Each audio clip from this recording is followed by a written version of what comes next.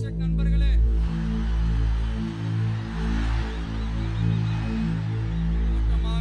வாங்கிட்டது மட்டும் இல்லாம police sir, please sir, please help sir.